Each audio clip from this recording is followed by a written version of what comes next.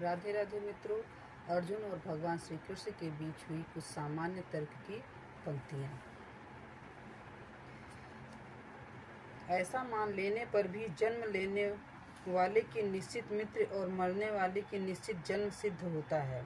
इसलिए भी तू बिना उपाय वाले इस विषय में शोक करने लायक नहीं है। जिसका कोई इलाज नहीं, उसके लिए शोक करना एक अन्य दुख को आमंत्रित करना है। अव्यक्तादीनि भूतानि व्यक्त मध्यानि भारत, अव्यक्त निधान्येव तत्र का परिदेवना। अर्जुन, संपूर्ण प्राणी जन्म से पहले बिना शरीर वाले और मरने के बाद भी बिना शरीर वाले हैं। जन्म के पूर्व और मृत्यु के पश्चात भी दिखाई नहीं पड़ते, केवल जन्म मृत्यु के बीच में ही शरीर धारण किए हुए दिखाई देते हैं। अतः इस परिवर्तन के लिए व्यर्थ की चिंता क्यों करते हो? इस आत्मा को देखता कौन है? इस पर कहते हैं, आश्चर्य वक्त पश्यति कस्तिदेना माश्चर्यवर्धदति तथैव चान्या आश्चर्यवचनमन्यः शृणोति श्रुत्वाप्येन वेद न चैव कश्चित्। पहले श्री कृष्ण ने कहा था कि इस आत्मा को तत्वदर्शियों ने देखा है। अब तत्वदर्शन की दुर्बलता पर प्रकाश डालते हैं कि कोई विरला महापुरुष ही इस आत्मा को आश्चर्य की तरह देखता है, सुनता नहीं, प्रत्यक्ष देखता है। और वैसे ही दूसरा कोई महापुरुष ही आश्चर्य की तरह इसके तत्व को कहता है। जिसने देखा है वही यथार्थ कह सकता है। दूसरा कोई विरला साधक इसे आश्चर्य की भांति सुनता है। सब सुनते भी नहीं, क्योंकि यह अधिकारी के लिए ही है। हे अर्जुन, कोई तो सुनकर भी इस आत्मा को नहीं जान पाते, क्योंकि साधन पार नहीं लगता। आप लाख ज्ञान की बातें सुने समझें, बाल की खाल निकाल कर समझें, लालायित भी रहे, किंतु मोह बड़ा प्रबल है। थोड़ी देर बाद ही आप अपनी सांसारिक व्यवस्थाओं में लिप्त हो मिलेंगे। अंत में श्री कृष्ण निर्णय देते हैं, अर्जुन, यह आत्मा सबके शरीर में सदैव अवध्य है, अकाट्य है।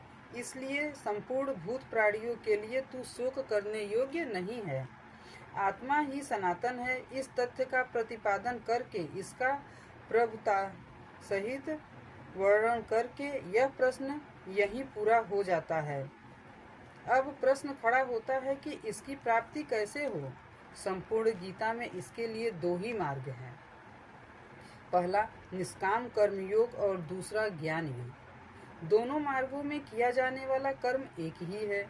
उस कर्म की अनिवार्यता पर बल देते हुए योगेश्वर श्री कृष्ण ज्ञान योग के विषय में कहते हैं,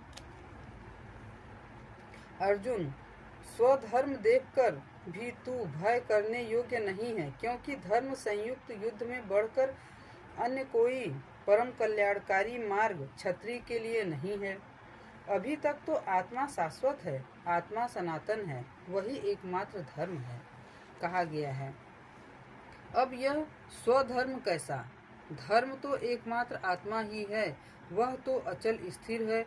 तो धर्माचरण क्या? वस्तुतः इस आत्मपथ में प्रवृत्त होने की क्षमता हर व्यक्ति की अलग अलग होती है। स्वभाव से उत्पन्न इस क्षमता को स्वधर्म कहा गया है। इसी एक सनातन आत्मिक पथ पर चलने वाले साधकों को महापुरुष ने स्वभाव की क्षमता के अनुसार 4 श्रेणियों में बांटा, शूद्र, वैश्य, क्षत्रिय और ब्राह्मण। साधना की प्रारंभिक अवस्था में प्रत्येक साधक शूद्र अर्थात अल्पज्ञ होता है। घंटों भजन में बैठने पर वह 10 मिनट भी अपने पक्ष में नहीं पाता। वह प्रकृति की मायाजाल को काट नहीं पाता। इस अवस्था में महापुरुष की सेवा से उसके स्वभाव में सद्गुण आते हैं। वह वैश्य श्रेणी का साधक बन जाता है। आत्मिक संपत्ति ही स्थिर संपत्ति है। इसका वह सनय सनय संग्रह और गोपालन अर्थात इंद्रियों की सुरक्षा करने में सक्षम हो जाता है। काम, क्रोध इत्यादि से इंद्रियों की हिंसा होती है तथा विवेक वैराग्य से इनकी सुरक्षा होती है। किंतु प्रकृति को निर्बीज करने की क्षमता उसमें नहीं होती। क्रमशः उन्नति करते करते साधक के अंतःकरण में तीनों गुणों को काटने की क्षमता अर्थात क्षत्रित्व आ जाता है। इसी स्तर पर प्रकृति और उसके विकारों को नाश करने की क्षमता आ जाती है। इसलिए युद्ध यहीं से आरंभ होता है। क्रमशः साधन करके साधक ब्राह्मणत्व की श्रेणी में बदल जाता है। इस समय मन का समन, इंद्रियों का दमन, धारावाही चिंतन, सरलता, अनुभव, ज्ञान इत्यादि लक्षण साधक में स्वाभाविक प्रभावित होते हैं।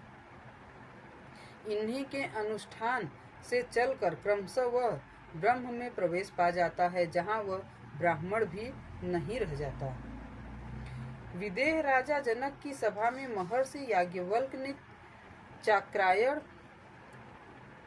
उशस्ति, कहोल, अरुण, उच्छालक और गार्गी के प्रश्नों का समाधान करते हुए बताया कि आत्म साक्षात्कार का पूर्णतया संपादन करने वाला ही ब्राह्मण होता है। यह आत्मा ही लोक, परलोक और समस्त प्राणियों को भीतर से नियमित करता है। सूर्य, चंद्रमा, पृथ्वी, जल, वायु, अग्नि, तारागण, अंतरिक्ष, आकाश एवं प्रत्येक क्षण इस आत्मा के ही प्रशासन में है। यह तुम्हारा आत्मा अंतर्यामी अमृत है, आत्मा अक्षर है, इससे भिन्न सब नाशवान है। जो कोई इसी लोक में इस अक्षर में न जानकर हवन करता है, तप करता है, हजारों वर्षों तक यज्ञ करता है, उसका यह सब कर्म नाशवान है। जो कोई भी इस अक्षर को जाने बिना इस लोक से मर कर जाता है, वह दयनीय है, कृपण है, और इस अक्षर को जानकर इस लोक से मर कर जाता है, वह ब्राह्मण है। अर्जुन क्षत्रिय श्रेणी का साधक है। श्री कृष्ण कहते हैं कि क्षत्रिय श्रेणी के साधक के लिए युद्ध के अतिरिक्त कोई कल्याणकारी रास्ता है ही नहीं। प्रश्न उठता है कि क्षत्रिय है क्या? प्रायः लोग इसका आशय समाज में जन्मना उत्पन्न ब्राह्मण, क्षत्रिय, वैश्य, शूद्र जातियों से लेते हैं। इन्हीं ही 4 वर्ण मान लेते हैं, किंतु नहीं। शास्त्रकार ने स्वयं बताया कि क्षत्रिय क्या है, वर्ण क्या है। यहाँ उन्होंने केवल क्षत्रिय का नाम लिया और आगे 18वें अध्याय तक इस प्रश्न का समाधान प्रस्तुत किया कि वस्तुतः ये वर्ण हैं क्या और इसे कैसे इनमें परिवर्तन होता है। राधे राधे।